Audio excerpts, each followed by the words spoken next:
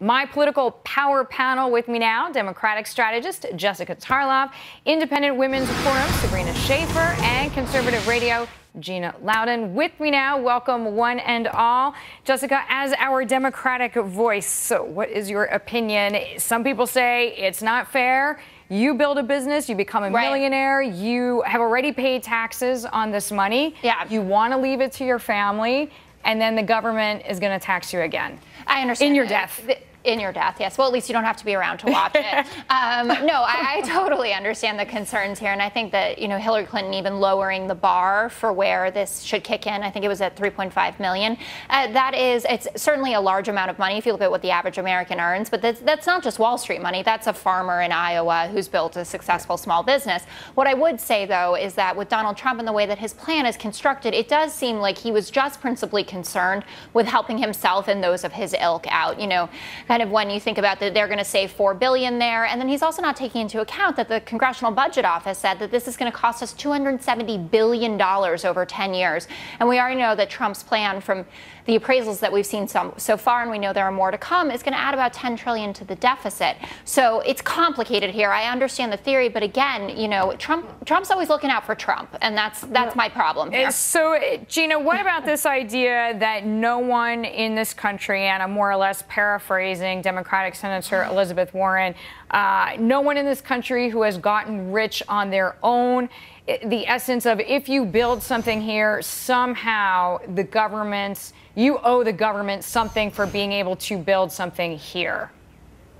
Gina, what's your take? You have to appreciate these leftists who want to turn the only real capitalist-free nation in the world into a socialist country, and so that people like them, I guess, get to be excluded. You can be rich, I guess, but just not as rich as Elizabeth Warren or Hillary Clinton or Bernie Sanders, because what, Bernie Sanders just bought his third mansion. Hillary Clinton was dead broke when she left the White House, and now through the Clinton Foundation, she's made about $100 million. I mean, the hypocrisy here is overwhelming, and everyone knows that not one single Wall Street fat cat is going to be hit with this death tax because they have ways to get out of it. Hillary's plan raises our debt by $1 trillion. This is a big problem. By $1 trillion? Let's talk about how much Donald Trump is raising your debt. That's what I find so interesting. You want to rail about what she's doing. Talk about what he's doing, Gina. Be fair.